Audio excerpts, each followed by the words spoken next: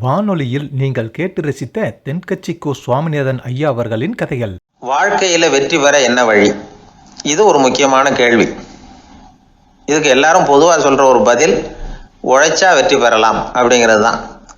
வாழ்க்கையில வெற்றி பெற உழைப்பு மட்டும் இருந்தா போதாது, நேர்மையும் வேணும் அப்படிங்கிறார் பால் ஹாஃப்மேன். இவர் யார் தெரியுமா? இவர் ஒரு பெரிய பொருளாதார நிபுணர். இரண்டாவது உலகப் போர் முடிஞ்ச சமயம் அப்போ இவர் அமெரிக்காவின் நிதி ஆலோசகராக இருந்தார். தன்னுடைய வாழ்க்கையில் நடந்த பழைய நிகழ்ச்சி ஒன்று அவர் சொன்னார். இளம் வயசில் படித்து முடித்ததும் அவர் வேலை தேடிக்கிட்டு இருந்தாராம். அப்போ ஒரு கால்நடை வைத்தியர்கிட்ட போய் வேலை கேட்டிருக்கார். இவர் அங்கே போன சமயத்தில் அந்த டாக்டர் தன்னுடைய பழைய கார் ஒன்றை விற்பனை செய்யறதுக்காக வேற ஒருத்தர்கிட்ட பேரம் பேசிக்கிட்டு இருந்தார். வாங்க வந்தவர் இவர்கிட்ட அந்த காரை பற்றின விவரம்லாம் கேட்டுக்கிட்டு இருந்தார். கார் நல்ல நிலைமையில் இருக்குமா அப்படிங்கிற கவலை அவருக்கு. எல்லா விவரங்களையும் கேட்டுக்கிட்டு அவர் கடைசியாக சொன்னார், டாக்டர், இந்த காரை நீங்களே என்னுடைய ஊருக்கு ஓட்டிகிட்டு வர வேண்டியது.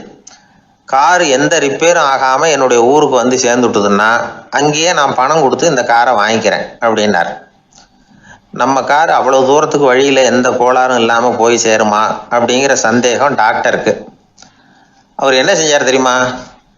தன்கிட்ட வேலை கேட்டு வந்திருந்த இளைஞர் பால் ஹாஃப்மேனை கூப்பிட்டார். அவர்கிட்ட சொன்னார், இதை பாருப்பா, இந்த காரை நீ அவருடைய ஊர் வரைக்கும் நல்லபடியாக ஓட்டிகிட்டு போய் சேர்த்துட்டீன்னா உனக்கு நான் வேலை கொடுத்துட்றேன். அது மட்டும் இல்லை, காரு விற்கிற தொகையில் கமிஷனும் கொடுக்குறேன். என்ன சம்மதமா அப்படின்னு கேட்டார். ஹாஃப்மேன் யோசனை பண்ணார். அதுக்கப்புறம் சரின்னு சொல்லி சம்மதிச்சார். கொஞ்ச நேரத்தில் அவரும் கார் வாங்க வந்தவரும் புறப்பட்டாங்க. இவர் ரொம்ப சிரமப்பட்டு வழியில் எங்கேயும் நிறுத்தாமல் காரை ரொம்ப சாமர்த்தியமாக ஓட்டிகிட்டு போய் சேர்த்துட்டார். இவரை அழைச்சிக்கிட்டு வீட்டுக்குள்ளே போனார். அப்புறம் கேட்டார், இதை பார்ப்பா, இப்போ சொல்லு, இந்த காரோட நிலைமை இப்போ எப்படி இருக்குது? உண்மையிலேயே இது நல்ல நிலைமையில் இருக்குதா? உன்னுடைய மனசாட்சிப்படி பதில் சொல் அப்படின்னார். இவரும் உடனே காரு நல்ல நிலைமையில தான் இருக்கு அப்படின்னு சொல்றதுக்கு வாயை திறந்தார். அதுக்குள்ள பார்வை எதிரில் உள்ள சுவர் மேலே பட்டுது. அங்கே இயேசுநாதர் படம் ஒன்று மாட்டியிருந்தாங்க. அதுக்கு அடியில் எழுதியிருந்த வாசகம் என்னன்னா, நீ பேசும் ஒவ்வொரு வார்த்தையையும் இயேசு கவனித்து கொண்டிருக்கிறார் அப்படின்னு இருந்தது. அந்த வரிகளை பார்த்தார். உடனே காரு சரியில்லை அப்படிங்கிற உண்மையை சொல்லிவிட்டார். இவர் இப்படி சொன்னதும் இவரை ரொம்ப ஆச்சரியமா பார்த்தார். இவர்கிட்ட இருந்த நேர்மை அவரை சிந்திக்க வச்சது. உன்னுடைய நேர்மையை பாராட்டுறேன், உனக்கு கமிஷன் கிடைக்கணுங்கிறதுக்காகவே நான் இந்த காரை வாங்கிக்கிறேன்னார். இப்போ அவர் திகைச்சு போய் நின்னார். மறுபடியும் அவர் சொன்னார், நீ காரை ஓட்டிட்டு வரும்பொழுதே உன்னுடைய திறமையை பார்த்தேன். உனக்கு விருப்பம் இருந்தால் நீ என்கிட்டயே வேலைக்கு சேர்ந்துடலாம் அப்படின்னார். பால் ஹாஃப்மேன் அவர்கிட்ட வேலைக்கு சேர்ந்தார். படிப்படியாக முன்னேறினார். கடைசியில் பார்த்தீங்கன்னா அமெரிக்காவினுடைய நிதி ஆலோசகராக ஆனார். அதுக்கப்புறம் அவர் அந்த பழைய சம்பவத்தை எப்பவும் மறக்கறதில்ல, அடிக்கடி சொல்றது உண்டு. அதனால இதிலிருந்து நாம் தெரிஞ்ச வேண்டியது என்னன்னா, வாழ்க்கையில் முன்னுக்கு வரணும்னா உழைப்பு மட்டும் போதாது, நேர்மையும் வேணும். ஆனால் இந்த காலத்தில் சிலருடைய நேர்மை நமக்கு ஆச்சரியமாக கூட இருக்கும். ஒருத்தர் புஸ்தக கடை வச்சுருந்தார். ரொம்ப நேரமாக தேடி ஒரு புத்தகத்தை கையில் எடுத்தார். அதுக்கு பில் போட சொன்னார். அந்த புத்தக கடைக்கு வந்த இன்னொருத்தர் பில் போடுறவர், சார், இந்த புத்தகம் மகா அறுவை, மகா மட்டம், இது வேணாம், உங்களுக்கு வேற ஏதாவது ஒன்று பாருங்கன்னார். புத்தக கடை வச்சிருக்கிறவரே இப்படி சொன்னார். வாங்க வந்தவர் இவர் ஆச்சரியமாக பார்த்தார். உங்கள் நேர்மையை பாராட்டுறேன், அது சரி, இந்த புத்தகத்தை ஏற்கனவே நீங்கள் படித்து பார்த்துட்டீங்களான்னு கேட்டார். அதை படித்து வேற பார்க்கணுமான்னார். அப்புறம் எப்படி இது மகா மட்டம்னு சொல்கிறீங்க அப்படின்னார். அதை எழுதினவனே நான் தான் சார் அப்படின்னார் அவர். இது ஒரு விதமான நேர்மை, நேர்மையை ஒத்துக்கிறது. எப்படி இருந்தாலும் வாழ்க்கையில் உழைப்பும் நேர்மையும் உயர்வதற்கு வழிகள். உழைப்பை விட நேர்மை முக்கியம் அப்படிங்கிறத புரிந்து கொண்டால் வாழ்க்கையில் வெற்றி நிச்சயம். ஒரே ஒரு ஊரில் ஒரு ராஜா இருந்தார், ரொம்ப நல்லவர். ஒரு நாள் அரண்மனையில் விசாரணை நடந்துகிட்டு இருக்குது. அதில் ஒரு வழக்கு. ஒரு விவசாயி புகார் கொடுக்குறார். என்ன புகார்னா, அவர் வயலில் ஆடுகள் மேய்ஞ்சி பயிரை அழிச்சுட்டுது. நிறைய உழைச்சி செலவு பண்ணி பயிரை உண்டாக்கி வச்சுருந்தேன், எல்லாம் போயிட்டுது.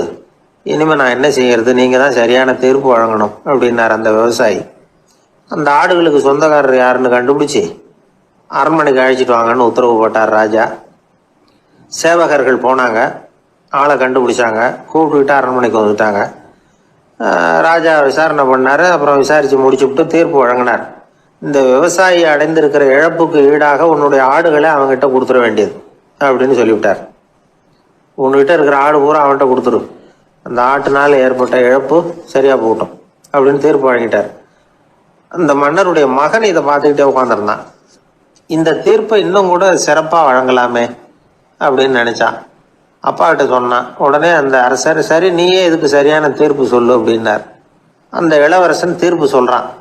அவன் சொன்ன தீர்ப்பு என்னன்னா, உங்ககிட்ட இருக்கிற ஆடுகள் எல்லாத்தையும் 1 வருஷ காலத்துக்கு அந்த விவசாயிகிட்ட ஒப்படைச்சிட வேண்டியது. அந்த 1 வருஷத்துக்குள்ள அந்த ஆடுகள் போடுற குட்டிகள், பால், எரு எல்லாம் விவசாயி எடுத்துக்க வேண்டியது. 1 வருஷத்துக்கு அப்புறம் உங்களுடைய ஆடுகளை நீங்களே திருப்பி வாங்கிக்க வேண்டியது. இதுதான் இளவரசன் சொன்ன தீர்ப்பு. இது சரியான தீர்ப்பு தான். இனிமே என்னுடைய அரச பொறுப்புகளை இளவரசர் வசம் ஒப்படைக்கிறேன் அப்படின்னு சொல்லி ஒப்படைச்சுட்டாராம். அதாவது தாவூத் நபி, சுலைமான் நபி இவர்களுடைய சரித்திரத்துல இந்த சம்பவம் காணப்படுறதாக ஒரு நண்பர் சொன்னார். ஒரு தண்டனையை பெறுகிறவன் அதுக்கு பிறகு சமூகத்துல நல்ல விதமா வாழறதுக்கு வாய்ப்பு இருக்கிறது மாதிரி அமையணும் தீர்ப்பு. அதுக்கு இது ஒரு உதாரணம். சில தீர்ப்புகள் எப்படி அமைஞ்சு விடுதுன்னா, ஒரு தண்டனையை அனுபவிச்சு முடிச்சவன் அதுக்கப்புறம் அவன் இந்த சமூகத்துல நல்லவனா வாழறதுக்கு நினைச்சா கூட அதுக்கு தகுதி இல்லாதவன் அப்படிங்கிற அளவுக்கு சூழ்நிலை அமைஞ்சிருது. இது சிந்திக்க வேண்டிய ஒரு செய்தி. இன்னொரு ஊர்ல ஒரு ராஜா இருந்தார். அவர் ஒரு நாள் ஒரு போட்டி வச்சார். என்ன போட்டின்னா, அரண்மனை வாசல்ல ஒரு பெரிய நீச்சல் குளம், அதுல நிறைய விஷப்பாம்புகள். எந்த இளைஞன் துணிச்சலா அதுல நீச்சல் குளத்துல குதிச்சு நீந்தி கரையேறி வர்றானோ அவனுக்கு 100 ஏக்கர் நிலம் பரிசா வழங்கப்படும். அது வேணாம்னா 1000 ஆடுகள் பரிசா வழங்கப்படும். அதுவும் வேணாம்னா என்னுடைய மகளை கல்யாணம் பண்ணிக்கலாம். இதுதான் மன்னருடைய அறிவிப்பு. பரிசுலாம் நல்லா தான் இருக்குது. இருந்தாலும் பாம்புகள் உள்ள குளம்ங்கிறது நல்லா இல்லையே. அதனால யாரும் அதுல குதிச்சு நீஞ்சறதுக்கு முன் வரல. இருந்தாலும் திடீர்னு ஒரு இளைஞன் அந்த நீச்சல் குளத்துல குதிச்சான். நீந்தனா ஒரு வழியா கரையேறி வந்துட்டான். மன்னருக்கு ரொம்ப மகிழ்ச்சி. நீ தான் தைரியமான இளைஞன், வா இப்படின்னு கூப்பிட்டார். கிட்ட வந்தான். அந்த இளைஞன் தண்ணீர் சொட்ட சொட்ட நிக்கிறான். சரி, உனக்கு 100 ஏக்கர் நிலம் வேணுமான்னு கேட்கிறார். வேண்டாங்கிறான். சரி, அப்படின்னா 1000 ஆடுகள் வேணுமான்னு கேட்கிறார். அதுவும் வேணாங்கிறான். ஓ, அப்படின்னா என் பொண்ணை கல்யாணம் பண்ணிக்கிறியா அப்படின்னு கேட்கிறாரு. அதுவும் வேணாங்கிறான். ராஜாவுக்கு ஒன்றும் புரியல. அப்படின்னா உனக்கு என்னதான் வேணும் அப்படிங்கிறாரு. என்னை பிடிச்சி இந்த குளத்துல தள்ளி விட்டவன் யாருங்கிறது எனக்கு தெரியணும் அப்படின்னா. அன்பா இருக்கணும்னு அநேக பெரியவங்க சொல்லியிருக்கிறாங்க. நாமளும் அதை கேட்டுட்டு அன்பு காட்டுறதுக்கு தயாராக தான் இருக்கிறோம். அதை வாங்கறதுக்கு தான் ஆளை காணும். இருந்தாலும் அன்புல எத்தனையோ வகை உண்டு. அதை சரியா புரிஞ்சுக்கிட்டு அதுக்கப்புறம் அன்பு காட்ட ஆரம்பிக்கணும். வகையை புரிஞ்சுக்காம அன்பு காட்டினா வம்புல மாட்டிக்க வேண்டியதுதான். அன்புன்னா சாதாரணமா நினைச்சு விடாதீங்க. அதுல எவ்வளவு விதம் தெரியுமா? இரக்கம், கருணை, காருண்யம், பந்துத்துவம், பட்சம், பாசம், நேசம், விசுவாசம், அபிமானம், காதல், பக்தி, இப்படி பல விதமா அதை பத்தி சொல்லி வச்சிருக்கிறாங்க பெரியவங்க. இந்த வார்த்தைகள்லாம் நாம கேள்விப்பட்டதுதான். இருந்தாலும் அதுகளுக்குள்ள என்ன வித்தியாசம்னு கேட்டா சரியா சொல்ல தெரியாது. அதனால இந்த வார்த்தைகளுக்கெல்லாம் பெரியவங்க என்ன விளக்கம் சொல்றாங்கன்னு இப்போ பார்க்கலாம். எளியவர்கள் மேல செலுத்துற அன்பு இருக்கு பாருங்க, அதுக்கு இரக்கம்னு பேரு. அறிவு பலம், சரீர பலம், இது ரெண்டும் இல்லாதவங்க மேல, அதாவது வலிமையற்றவர்கள் மேல செலுத்துற அன்பு இருக்கு பாருங்க, அதுதான் கருணை. எறும்புல இருந்து யானை வரைக்கும் சகல ஜீவராசிகள் மேலேயும் காட்டுற அன்புக்கு காருண்யம்னு பேரு, ஜீவகாருண்யம். சிவி சக்கரவர்த்தி காட்டின அன்பு இந்த ரகம். உறவினர்கள், சொந்தக்காரங்க, அவங்க வசதியா இருந்தாலும் வறுமையில இருந்தாலும் வித்தியாசம் இல்லாம காட்டுற அன்பு இருக்கு பாருங்க, அதுக்கு பேரு பந்துத்துவம். ஒரு எஜமானன் வேலையாள்கிட்ட காட்டுற அன்பு இருக்கு பாருங்க, அதுக்கு பேரு தான் பட்சம். அவனும் தன்னை மாதிரி மனுஷன்தாங்கிற நினைப்பு வேணும். ஒரு தாய் தன்னுடைய குழந்தை மேல, ஒரு குழந்தை தன்னுடைய தாய் மேல செலுத்துற அன்புக்கு பாசம்னு பேரு. ஈருடல் ஓர் உயிர்னு நினைக்கிறது இது. ராமரும் கௌசலையும் இதுக்கு உதாரணம். தம்மை ஒத்த நண்பர்கள் கிட்ட செலுத்துற அன்புக்கு நேசம்னு பேரு. வயசு, செல்வம், அந்தஸ்து இந்த வித்தியாசம் எல்லாம் பார்க்காம அவங்க சுக துக்கத்துல சமபங்கு எடுத்துக்கிறது இது. கிருஷ்ணன் குசேலர்கிட்ட காட்டினது இந்த ரகம். வேலை செய்யறவன் முதலாளி கிட்ட காட்டுற அன்புக்கு விசுவாசம்னு பேரு. தேசத்து மேலையும் தாய்மொழி பேர்லையும் செலுத்துற அன்புக்கு அபிமானம்னு பேரு. தேசாபிமானம்னு சொல்றமே இதுதான். ஒரு கணவன் மனைவி பேர்ல காட்டுற அன்புக்கு காதல்னு பேரு. கடவுள் பேர்ல செலுத்துற அன்புக்கு பக்தின்னு பேரு. இப்படி அன்புல பல ரகம் இருக்கிறப்போ அதுல உள்ள வித்தியாசம் தெரியாம இடம் மாத்தி அன்பு காட்டினா இடைஞ்சல் தான். சரி, இந்த அன்பை பத்தி விஞ்ஞானம் என்ன சொல்லுது தெரியுமா? இதயத்தை பாதுகாக்கிறதுக்கு முக்கியமா தேவைப்படுற ஒண்ணு இந்த அன்புதான்னு சொல்லுது. நெதர்லாந்து விஞ்ஞானிகள் இதை ஆராய்ச்சி பண்ணியே கண்டுபிடிச்சிருக்கிறாங்க. கொஞ்சம் முயல் குட்டிகளை 2 பிரிவா பிரிச்சாங்க. 2 குரூப்புக்கும் கொழுப்பு அதிகமா உள்ள ஆகாரத்தையே கொடுத்துட்டு வந்தாங்க. ஆனா ஒரு குரூப்புக்கு வெறுமன ஆகாரத்தை கொடுத்ததோட சரி, இன்னொரு குரூப் முயல்களுக்கு ஆகாரம் கொடுத்ததோட நிறுத்திக்கல. அதுக்கு முன்னாடி கூண்டுகளை திறந்து விட்டு முயல்களை கொஞ்ச நேரம் எடுத்து கொஞ்சி விட்டு அதுக்கப்புறமா ஆகாரம் கொடுத்தாராம் ஆராய்ச்சியாளர். இந்த குரூப்புக்கு இதய பாதிப்பு 60% குறைச்சலா இருந்துதான். சில நோயாளிகளுக்கு ஹார்ட் அட்டாக் வந்தாலும் அதை தாங்கிக்கிட்டு குணமாகிற சக்தி அதிகமா இருக்குது. இது எப்படின்னு ஆராய்ச்சி பண்ணி பார்த்துருக்குறாங்க. அவங்கெல்லாம் மனைவி தன் பேர்ல ரொம்ப அன்பா இருக்கிறதாக நினைக்கிறவங்களா இருக்கிறாங்களாம். இதய நோயாளிகள் பல பேரை சந்திச்சு இதய நோய் ஏற்பட என்ன காரணம்னு கேட்டிருக்கிறாங்க. அவங்க சொன்ன காரணம்லாம் சாப்பாடு சம்பந்தமா இல்லையா, மனைவி அன்பா இல்ல, இப்படிப்பட்ட காரணத்தை தான் சொல்றாங்களாம். அதனால இதயத்தை பாதுகாக்கணும்னு நினைக்கிறவங்க அடுத்தவங்க அன்பா இருக்கிறது மாதிரி பார்த்துக்குங்க, அதுதான் முக்கியம். ஒருத்தர் முகம் பூரா பிளாஸ்டரி போட்டுக்கிட்டு வந்தார். ரொம்ப கோபமா, என்னங்க ஆச்சுன்னு விசாரிச்சேன். எல்லாம் உங்களால தான் சார்னார். விவரமா சொல்லுங்களேன். என்ன உங்க தகவலை கேட்டுட்டு ஒரு பூனைக்குட்டியை கையில எடுத்தேன், அன்பா அதை தடவி கொடுக்கறதுக்காக. ஆனா அது முந்திக்கிட்டது, அது என் முகத்தை தடவி கொடுத்துட்டுது. முகம் பூரா நகை கீறல், அதுதான் இப்படி அப்படின்னார். அன்புல அறிவு சேராததுனால வந்த கோளாறு இது. ஒரு பூங்கா, அங்க ஒருத்தர் நின்றுட்டு இருக்கிறார். நின்றுகிட்டே ஏதோ ஆழ்ந்த யோசனையில இருக்கிறார். அந்த பக்கமா இன்னொருத்தர் வந்தார். இவரை கவனிச்சார். என்ன யோசனைன்னு கேட்டார். எப்படி எழுந்திருக்கிறதுன்னு யோசனை பண்ணிட்டு இருக்கிறேன்னாரு அவர். கேட்டவருக்கு ஒரு மாதிரி ஆயிட்டுது. ஏற்கனவே நின்றுகிட்டு இருக்கிற ஒருத்தர் எப்படி எழுந்திரிச்சு நிற்கிறதுன்னு யோசிக்கிறாருன்னா அது ஆச்சரியம் தானே. அதுக்கப்புறம் இவர் யோசிக்க ஆரம்பிச்சார், என்ன இவர் இப்படி பேசுறாரு அப்படின்னு. கீழே விழுந்தாதானே எழுந்திரிச்சு நிற்க முடியும். அதனால எழுந்திரிக்கணும்னு நினைக்கிறவங்க முதல்ல கீழே விழணும். இவர் முதல்ல கீழே விழணும், அதுக்கப்புறம் தான் எழுந்திருக்கிறது எப்படின்னு சிந்திக்க முடியும். இந்த உலகத்துல எல்லாருமே கீழே விழுந்து எழுந்தவர்கள் தான். இப்போ இந்த குழந்தை பருவத்தில் கீழே விழாம நடைபயில கற்றுக்கிட்டவங்க யாராவது உண்டா? சின்ன வயசுல ஒரு தடவை கூட கீழே விழலை சார், அப்படியே பிறந்தார் வளர்ந்தார் பெரியவர் ஆயிட்டார் அப்படின்னு யாரையும் சொல்ல முடியாது. அதனால மனுஷங்கிறவன் விழுந்து புரண்டு எழுந்து தான் நடக்க கத்துக்கிறான். ஒரு உண்மையை நாம எல்லாரும் புரிஞ்சுக்கணும். இந்த உலகத்துல தவறு செய்யாத மனிதர்களே யாரும் கிடையாது. அப்படி இருக்கிறப்போ எப்போதாவது நாம தவறு பண்ணிவிட்டோம்னா அதுக்காக மனசு உடைஞ்சு போயிடக்கூடாது, வாழ்க்கையில வெறுப்பு வந்துடக்கூடாது. ஒரு தவறு நடந்துட்டுதா அதுக்காக மனசு உடைஞ்சு போடாதீங்க, அதை ஒரு பாடமா எடுத்துக்கங்க. அதே தவறு மறுபடியும் நடக்காம வேணும்னா பாத்துக்கலாம், அது போதும். தடைக்கல்ல படிக்கல்லாம் மாத்திக்கணும், இதுதான் இதுல முக்கியம். ஒரு அலுவலகம், அங்க ஒரு அதிகாரி, அவர் உயர்ந்த பதவியில் இருந்தார், சிறந்த நிர்வாகின்னு பேர் வாங்கினவர். அவர் தனக்கு கீழே வேலை செய்யறவங்க கிட்ட எல்லாம் சொல்லுவாராம், இந்த நிறுவனத்துல நீங்க எத்தனை தடவை வேணும்னாலும் தவறுகள் செய்யலாம், ஆனா ஒரே விஷயம் என்னன்னா ஒரே தவறை மறுபடியும் செய்யக்கூடாது, அது முக்கியம் அப்படின்பாராம். இதை மேம்போக்கா பார்த்தா அவர் ஏதோ தன்னுடைய ஊழியர்களை தவறு செய்ய தூண்டுறது மாதிரி தெரியும். ஆனா உண்மை அப்படி இல்லை. இன்னைக்கு என்ன நடக்குது தெரியுமா? அநேகமா எல்லா மனிதர்களுமே ஒரே தவறை தான் மறுபடியும் மறுபடியும் செய்யறாங்க. விளையாட்டு வீரர்கள் ஒரே மாதிரியான தவறுகளை திரும்ப திரும்ப செய்யறது உண்டு. கணக்கு எழுதுறவங்கள பாருங்க, ஒரே தப்பை மறுபடியும் மறுபடியும் செய்வாங்க. அலுவலகம் வருகிறவர்களை கவனிங்க, ஒரு நாள் தாமதமா வந்தா பரவாயில்ல, தினமும் தாமதமா வருவாங்க.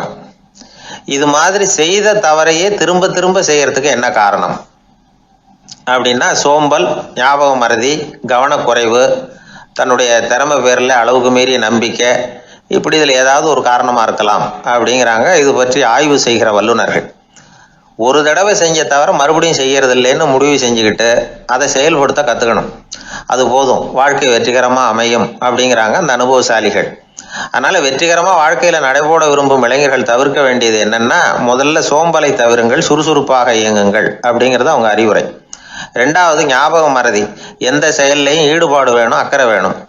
3வது கவனக்குறைவு, எதையும் அலட்சியப்படுத்தக்கூடாது. 4வது என்னால முடியாதது எதுவுமே கிடையாது அப்படிங்கிற அளவுக்கு மீறிய நம்பிக்கை அது ஆபத்தில் கொண்டு போய் விட்டுரும். அதனால் முதல் தவறு உங்களுக்கு ஒரு பாடமாக அமையணும். ஒரு மனிதர் அவர் தன்னுடைய 2 காதுலையும் கட்டு போட்டுக்கிட்டு வந்தார். அவருடைய நண்பர் அதை கவனிச்சுட்டார். என்ன சார் ஆச்சு, 2 காதுலையும் கட்டு போட்டுருக்கீங்களே அப்படின்னு விசாரித்தார். ஒன்றுமில்லை சார், வீட்டில் ரொம்ப ஆர்வமாக டிவியில் கிரிக்கெட் மேட்ச் பார்த்துக்கிட்டு இருந்தேன். அப்போது என்னுடைய மனைவி துணிகளுக்கு அயர்ன் பண்ணிகிட்டு இருந்தாங்க. அயர்ன் பாக்ஸை அப்படியே வச்சுட்டு அடுப்பங்கரைக்கு போயிட்டாங்க. அந்த சமயம் பார்த்து டெலிஃபோன் பண்ணி அடிச்சுது. அவசரமாக ஓடி போய் அதை எடுத்து காதில் வச்சேன். அப்போ தான் தெரியும் அது அயர்ன் பாக்ஸுங்கிற விஷயம். சூடாக இருந்ததா, சுட்டு விட்டுது அப்படின்னார். ஒரு காது சரி சார், 2 காதும் ஏன் அப்படி ஆச்சு அப்படின்னு கேட்டார். அதே ஆள் மறுபடியும் ஃபோன் பண்ணா சார் அப்படின்னார். இவர் எவ்வளோ தூரம் யோசிச்சிருப்பார் பாருங்க. அதனால் ஒரு தவறு மறுபடியும் நடக்கக்கூடாது. முதல் தவறு உங்களுக்கு ஒரு பாடமாக அமையட்டும் அப்படிங்கிறது தான் இதிலேருந்து நாம் தெரிந்து கொள்ள வேண்டிய கருத்து. அதனால் தவறுகள் அதெல்லாம் தடைக்கெல்லாம் நினைக்க வேண்டாம், படிக்கெல்லாம் நினைப்போம். அப்படி நினைச்சோம்னா வாழ்க்கையில் வெற்றி நிச்சயம். ஒரு ஊரில் ஒரு ராஜா இருந்தார். பெரிய அரண்மனையில் தான் இருக்கிறார். எல்லா வசதியும் இருந்தது. இருந்தாலும் அவர் எல்லாரும் சொல்கிறது எப்படி தெரியுமா, பிச்சைக்கார ராஜா. அப்படி ஒரு பேர் அவருக்கு நிலச்சி போச்சு. ஜனங்களும் சரி, மற்ற தேசங்களில் உள்ளவங்களும் சரி, அவர் அந்த பேர் சொல்லியே குறிப்பிடுறது வழக்கமாக போட்டுது. இது அவருக்கு ரொம்ப கவலையாக போச்சு. என்ன இது, நம்மளை தேடி வர்றவங்களுக்கெல்லாம் நாம் சோறு போடுறோம், நம்ம புகழ்ந்து பாடல் ஏற்றி கொண்டு வர்ற புலவர்களுக்கெல்லாம் அவங்க எப்படி வந்தாலும் ஒருவேளை சோறு போடணுங்கிறது உத்தரவு. இவ்வளவுலாம் செஞ்சும் நம்மளை போய் பிச்சைக்கார ராஜான்னு எல்லாரும் சொல்கிறாங்களே, அது ஏன், எதுக்காக இப்படி சொல்கிறாங்க? இதுதான் ராஜாவுக்கு குழப்பம். சரி, இதை பற்றி நம்ம அமைச்சர்கள்கிட்ட கேட்கலாமா அப்படின்னு யோசனை பண்ணார். இந்த விஷயத்தை போய் அவங்கக்கிட்ட எப்படி கேட்குறதுன்னு அவருக்கு தயக்கமாக இருந்தது. கௌரவ குறைச்சலாக தெரிஞ்சுது அவருக்கு. சரி, சாதாரண குடிமக்கள்கிட்ட இதை பற்றி கேட்கலாமா அப்படின்னு யோசனை பண்ணார். கேட்கலாம், ஆனால் அவங்க யாரும் ராஜா முன்னாடி நின்று தைரியமாக பேசக்கூடிய அளவுக்கு இல்லை. ராஜாவோட குழப்பம் நாளுக்கு நாள் அதிகமாக போச்சு. கடைசியாக அவர் ஒரு முடிவுக்கு வந்தார். அதாவது இதை பற்றி ஒரு பிச்சைக்காரங்கிட்டே கேட்டு பார்த்துட்டா என்ன. இதுதான் அவர் பண்ண முடிவு. உடனே மாறு வேஷம் போட்டுக்கிட்டு நகர்வலம் போனார். ஒரு பிச்சைக்காரனை கண்டுபிடிச்சார். இதை பாருப்பா, நம்ம ராஜாவை எல்லாரும் பிச்சைக்கார ராஜான்னே சொல்கிறாங்களே, அதுக்கு என்ன காரணமாக இருக்கும் அப்படின்னு கேட்டார். அதுக்கு அவன் சொல்கிறான், இதுக்கான பதிலை இன்னும் ஒரு 30 நாளில் சொல்கிறேன் அப்படின்னா. உடனே இவருக்கு சந்தோஷம். உண்மையை அவங்ககிட்ட சொன்னார். நான் வேறு யாரும் இல்லை, நான் தான் இந்த நாட்டு ராஜா. இப்போ நீ என் கூடவே வந்துடு, அரண்மனையிலேயே தங்கிக்கோ. 30 நாள் கழித்து எனக்கு பதில் சொல்லிவிட்டு அதுக்கப்புறமா நீ போகலாம் அப்படின்னு சொல்லி அழைச்சிட்டு வந்துட்டார். அரண்மனையில் ஒரு மூலையில் அவன் தங்கறதுக்கு இடம் கொடுத்தார். தினம் 2 வேளையும் இவனுக்கு சோறு போடுங்க அப்படின்னு உத்தரவு போட்டார். ராஜா கொடுத்த இடத்துல போய் உக்காந்துக்கிட்டான் அந்த பிச்சைக்காரன். தினமும் அந்த அரண்மனையில் நடக்கிறதையெல்லாம் கவனிச்சிக்கிட்டு வந்தான். வேளைக்கு சாப்பாடு வரும், சாப்பிட்டுக்கிட்டு இருக்கான். இப்படி 30 நாள் முடிஞ்சுது. ராஜா வந்தார். என்ன, என்னோட கேள்விக்கு பதில் என்னன்னு கண்டுபிடிச்சிட்டியான்னார். கண்டுபிடிச்சிட்டேன்னா. என்ன எல்லாரும் பிச்சைக்கார ராஜான்னு சொல்கிறாங்களே, அது நியாயமாக படுதா உனக்குன்னு கேட்டார். நியாயமாக தான் படுது, சந்தேகம் இல்லாமல் நீங்கள் பிச்சைக்கார ராஜா தான். என்ன தான் நீங்கள் வசதியோடவும் படைபலத்தோடவும் இருந்தால் கூட நீங்கள் எங்கள் வர்க்கத்தை சேர்ந்த ஆசாமி தான் அப்படின்னு அடித்து சொல்லிவிட்டான் அந்த ஆள். என்னால் அப்படி சொல்கிறேன்னு கேட்டார் இவர். அரசே, ஒரு உண்மையை கண்டுபிடிச்சி சொல்கிறதா நான் உங்ககிட்ட சொன்னேன். நீங்கள் ராஜ பரம்பரைன்னா உடனே உங்கள் கழுத்தில் கிடக்கிற முத்து மாலையை கழட்டி பரிசாக கொடுத்துருப்பீங்க, பொன்னையும் மணியையும் கொடுத்துருப்பீங்க. ஆனால் நீங்கள் அப்படி செய்யலை. என்னை ஒரு மூலையில் உட்கார வச்சு 2 வேளை சோறு போட சொன்னீங்க. உங்களை தேடி யார் வந்தாலும், யார் பாராட்டி பேசினாலும் அல்லது பிரச்சனைகளை சொன்னாலும் நீங்கள் செய்கிற ஒரே காரியம் சோறு போடுறது தான். பிச்சைக்காரனுக்கு சோறு மட்டும்தான் உலகம். உங்கள் விஷயத்துலேயும் நீங்கள் அப்படி தான் நினைக்கிறதாக தெரியுது. நல்லா கவனிங்க. எந்த ஒரு பிரச்சனைக்கும் சோறு தான் முடிவுன்னு நினைக்கிறீங்க பாருங்கள். நீங்கள் சந்தேகமில்லாத எங்களை சேர்ந்த ஆள் தான் அப்படின்னு விட்டான் அந்த பிச்சைக்காரன். அதுக்கப்புறம் தான் அந்த ராஜா தன்னுடைய தவறுகளையெல்லாம் திருத்திக்கிட்டாராம். பசின்னு வர்றவங்களுக்கு சோறு தான் போடணும், அது தப்பு இல்லை. பாராட்ட வர்றவங்களுக்கெல்லாம் சோத்தையே போட்டு அனுப்புனா இப்படி தான் பேர் வரும். எனக்கு தெரிஞ்ச ஒருத்தர் தினமும் யாராவது ஒருத்தரை தன் வீட்டுக்கு அழைச்சிட்டு போவார், சாப்பாடு போட்டு அனுப்புவார். முன்னறிவிப்பு இல்லாமல் திடீர்னு ஒரு விருந்தாளியோட வீட்டில் போய் இவர் நிற்கிறது வழக்கம். அந்த அம்மாவும் இவருக்காக தயார் பண்ணி வச்சுருந்ததை இவர் அழைச்சிட்டு வந்திருக்கிற விருந்தாளிக்கு போட்டுருவாங்க. விருந்தாளி சாப்பிட்டுட்டு போனதுக்கப்புறம் இவர் மனைவி கிட்ட உனக்கு சிரமம் வேணாம் அப்படின்னு சொல்லிவிட்டு பக்கத்தில் உள்ள ஒரு ஹோட்டலுக்கு போய் காசு கொடுத்து சாப்பிட்டுட்டு வந்துடுவார். பல நாள் இப்படி நடக்கும். ஒரு நாள் அவரை தனியாக கூப்பிட்டுக்கிட்டு போய் ஏன் இப்படி பண்ணுறீங்கன்னு கேட்டோம். அதுக்கு அவர் சொல்கிறாரு, எங்கள் வீட்டு சாப்பாட்டிலேருந்து தப்பிக்கிறதுக்கு எனக்கு வேறு வழி எதுவும் தெரியல சார், அதனால தான் இப்படி பண்ணிகிட்ருக்கிறேன் அப்படின்னார் ரொம்ப பரிதாபமாக. ஒரு நண்பர், அவர் ஒரு வழக்கறிஞர். ஒரு நாள் அவர்கிட்ட பேசிக்கிட்டு இருந்தேன். அப்போ கேட்டேன், ஏன் சார் நீங்கள்லாம் கோர்ட்டில் வாதாடுறப்போ கருப்பு நிற அங்கி அணியிறீங்களே, அதுக்கு என்ன காரணம்? சட்டத்துக்கும் கருப்பு கலருக்கும் என்ன சம்பந்தம் அப்படின்னு கேட்டேன். அது ஒரு சுவாரஸ்யமான கதைன்னார் அவர். சொல்லுங்களேன் அப்படின்னு அவர் சொன்னார். கிபி 1694 வருஷத்தில் இங்கிலாந்து அரசி 2வது மேரிங்கிறவர் இறந்து போனார். அந்த ராணியோட கணவர் 3ஆம் வில்லியம் அவரு ஒரு உத்தரவு போட்டாராம். அரசியோட மறைவுக்கு அனுதாபம் தெரிவிக்கிற வகையில் வழக்குரைஞர்கள் எல்லாரும் கருப்பு நிற அங்கி அணியணும் அப்படின்னு. அன்னைக்கு ஆரம்பித்த அந்த பழக்கம் அதுக்கப்புறம் மாறவே இல்லையாம், இன்னைக்கும் தொடருது. வழக்குரைஞர்கள்லாம் முதல்ல கருப்பு அங்கி மட்டும்தான் அணிஞ்சாங்களாம். அதில் ஒரு சின்ன சங்கடம், ஏற்கனவே உடம்பு கருப்பாக இருக்கிறவங்க அதுக்கு மேலே கருப்பு ட்ரெஸ் வேற போட்டுக்கிட்டா முகம் பளிச்சுன்னு தெரியாது இல்லையா? அதனால் முகம் பளிச்சுன்னு தெரியறதுக்காக அவங்கெல்லாம் வெள்ளை நிற பட்டியை அணிய ஆரம்பித்தாங்களாம். இப்படி தான் இங்கிலாந்தில் அந்த பழக்கம் ஆரம்பமாயிருக்குது. அந்த சமயத்தில் இந்தியாவை ஆண்டது பிரிட்டிஷ்காரங்க தானே, அதனால் இங்கேயும் அந்த பழக்கம் அப்படி நடைமுறைக்கு வந்துட்டுது. அதே மாதிரி சர்ச்சிலின் மூதாதையரான மார்ல்பரோ பிரபுவின் ஞாபகார்த்தமாக நீதிபதிகள் இந்த வெள்ளை குள்ளாய் அணிகிற முறை பழக்கத்துக்கு வந்துதான். இதுதான் என்னுடைய நண்பர் சொன்ன தகவல். இங்கிலாந்தில் நீதிமன்றம்ங்கிறது ரொம்ப மதிப்புள்ளது. அந்த அளவுக்கு சட்டத்துக்கு அங்கே மரியாதை. அங்கே நடந்த ஒரு சுவாரஸ்யமான நிகழ்ச்சியை ஒரு சகோதரி எழுதி அனுப்பியிருந்தாங்க.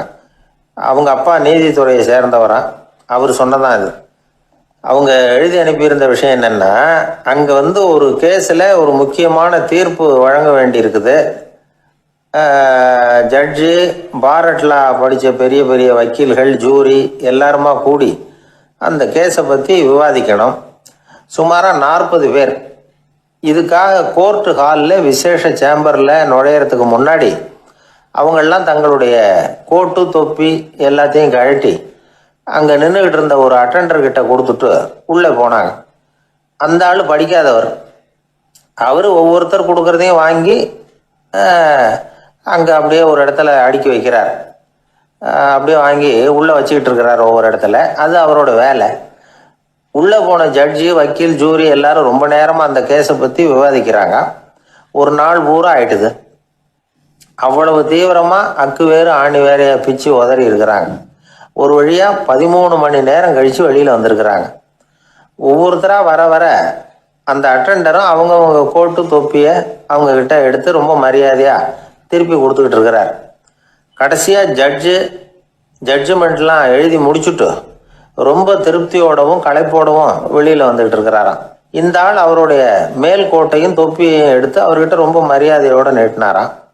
ஜட்ஜுக்கு ரொம்ப ஆச்சரியம்.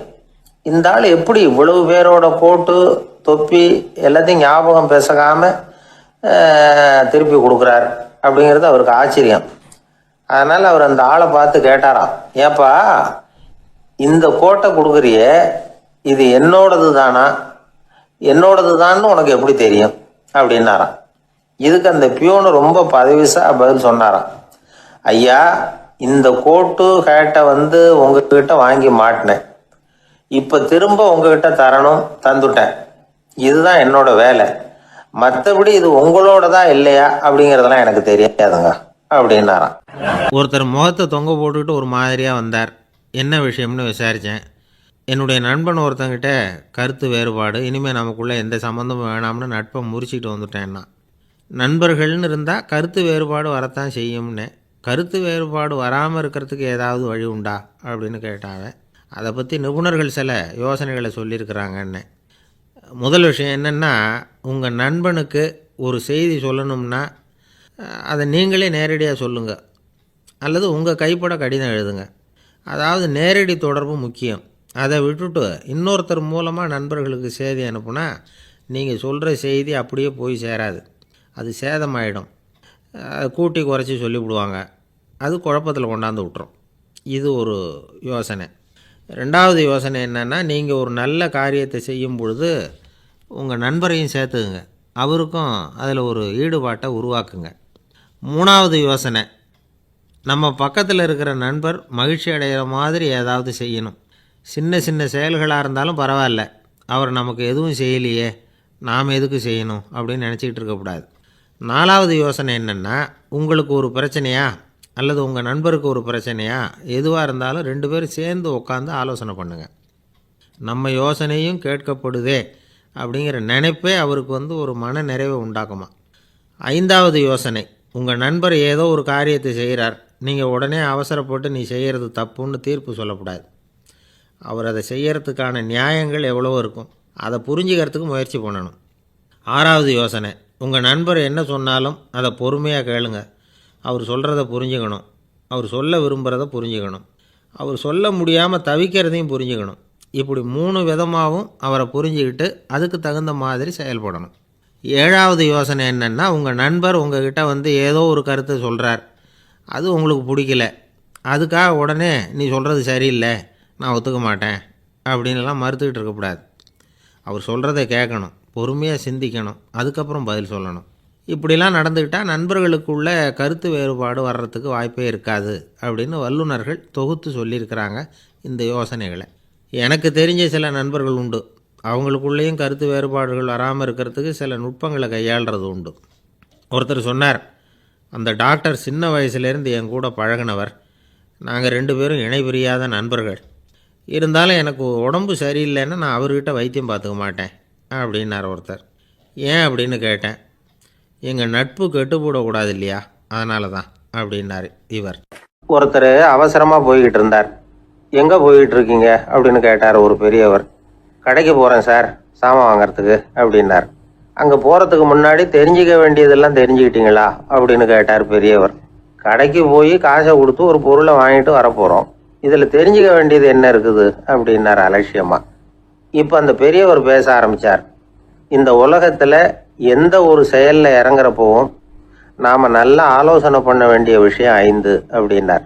உதாரணமாக, ஒருத்தன் கடைக்கு போய் ஏதோ ஒரு பொருளை வாங்கிட்டு வர போகிறான்னு வச்சுக்கோங்களேன். அப்போ கூட அவன் 5 விஷயங்களை பற்றி தெரிஞ்சுக்க வேண்டியிருக்குது அப்படிங்கிறார் அவர். முதல்ல அந்த பொருள் எப்படிப்பட்டது அப்படிங்கிறத தெரிஞ்சுக்கணும். 2வதா தன்னை பற்றியும் தெரிஞ்சுக்கணும். அப்போ தான் அந்த பொருள் தனக்கு தேவையா இல்லையா அப்படிங்கிறத புரிஞ்சுக்க முடியும். 3வதா தெரிஞ்சுக்க வேண்டியது ஒன்று இருக்குது. அது என்னன்னா, அந்த பொருளை அடையறதுக்கு வழி என்ன அப்படிங்கிறது தெரிஞ்சுக்கணும். அதாவது எவ்வளவு பணம் கொடுத்தா அது கிடைக்கும், இது மாதிரியான விஷயங்கள். 4வதா அந்த பொருளை அடையிறது மூலமாக நாம் அடையக்கூடிய பயன் என்ன அப்படிங்கிறதையும் உணரணும். 5வது அந்த பொருளை அடையிறதுல இருக்கக்கூடிய தடை எது அப்படிங்கிறதையும் நாம் தெரிஞ்சுக்கணும். பெரியவர் பேசுறது ஏதோ தத்துவம் மாதிரி தெரியுது இல்லையா, தத்துவம் தான். அதாவது இப்படி உலகியல் வாழ்க்கையில் சின்ன சின்ன விஷயங்கள்லேயே நாம் 5 விஷயங்களை தெரிஞ்சுக்க வேண்டியிருக்குது. அது ரொம்ப அவசியமாக இருக்குது.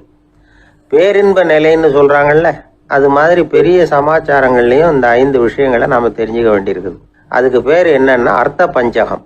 வைணவ சமயத்தில் அர்த்த பஞ்சகம்ங்கிறது ரொம்ப பெரிய விஷயம். கடைக்கு போகிறது மாதிரி கடவுளை பார்க்க போகிறப்போ நாம் 5 விஷயங்களை தெரிஞ்சுக்கணுமா. முதல்ல பரம்பொருள் அப்படிங்கிறது என்ன, அதோட தன்மைகள் என்ன, இதை தெரிஞ்சுக்கணும். இதுக்கு பேர் என்னன்னா பரமாத்ம ஸ்வரூபம் அப்படின்னு பேர். 2வது நாம யாரு, நம்மோட தன்மை என்ன அப்படிங்கிறத தெரிஞ்சுக்கணும். நான் யாருன்னு எனக்கே தெரியலங்கிறப்போ இதை நான் சொல்கிறேன்னு இது என்னுடையதுன்னு சொல்கிறது தப்பு தானே. அப்புறம் 3வது விஷயம், பரம்பொருளை நாம் அடையிறதுக்கு வழி எது, இது தெரிஞ்சுக்கணும். இது உபாய ஸ்வரூபம் அப்படின்னு பேர். 4வது விஷயம், நாம் அடைய வேண்டிய பயன்கள் என்ன அப்படிங்கிறது தெரிஞ்சுக்கிறது. இதுக்கு புருஷார்த்தம் அப்படின்னு பேர். 5வது அந்த பயனை அடைய விடாமல் தடுக்கிற தடைகள் யாவை அப்படிங்கிறது தெரிஞ்சுக்கிறது. இது விரோதி ஸ்வரூபம். இதைத்தான் தடையியல் அப்படின்னு சொல்றாங்க. அதாவது பரமாத்மாவை பற்றிய அறிவு, ஜீவாத்மாவை பற்றிய அறிவு, உபாயம் பற்றிய அறிவு, புருஷார்த்தம் பற்றிய அறிவு, இந்த 4 அறிவுக்கும் எதிரடையா, அதாவது அதையெல்லாம் தப்பா புரிஞ்சுக்கிறதால உண்டாகக்கூடிய அறிவு விரோதி ஸ்வரூபம். என்ன இது தகவலில் ஏதாவது கதை சொல்லுவீங்கன்னு பார்த்தா ஏதோ தத்துவம் பேசிக்கிட்டு இருக்கிறீங்களே அப்படின்னு நினைக்கலாம். இதுவும் தெரிஞ்சுக்க வேண்டிய ஒரு பெரிய விஷயந்தான். காதில் போட்டு வச்சா எப்போவாவது உபயோகப்படும். என்னுடைய நண்பர் ஒருத்தர் ஒரு நாள் என்கிட்ட சொன்னார், சார் அடுத்த மாதம் தஞ்சாவூரில் ஒரு கல்யாணம், போகிறதா வேண்டாமா அப்படின்னு ஒரே குழப்பமாக இருக்குது அப்படின்னார். நான் உடனே இந்த அர்த்த பஞ்சக உபதேசம் பண்ண ஆரம்பித்தேன். அவர் எல்லாத்தையும் பொறுமையாக கேட்டுவிட்டு, சரி சார் நான் போகிறதுன்னு முடிவு பண்ணிவிட்டேன்னார். எப்படி இந்த முடிவுக்கு வந்தீங்க அப்படின்னு கேட்டேன். அவர் சொன்னார், சார் அந்த 2வது பாயிண்ட் ஒன்று சொன்னீங்களே, அதை புரிஞ்சுக்கிட்டதுக்கு அப்புறம்தான் இந்த முடிவுக்கு வந்தேன் அப்படின்னார். என்ன 2வது பாயிண்ட்டுன்னு? அதாவது தன்னை பற்றி புரிஞ்சுக்கணும் அப்படின்னு சொன்னீங்க. உடனே என்னை பற்றி புரிஞ்சுக்கிட்டேன், நான் யாருங்கிறது எனக்கு தெரிஞ்சுது, உடனே போகிறது தான் நல்லதுன்னு முடிவு பண்ணிவிட்டேன்னார். நீங்கள் யாருன்னு கேட்டேன். நான் தான் சார் அந்த கல்யாணத்தில் தாலி கட்ட வேண்டிய மாப்பிள்ளை அப்படின்னார்.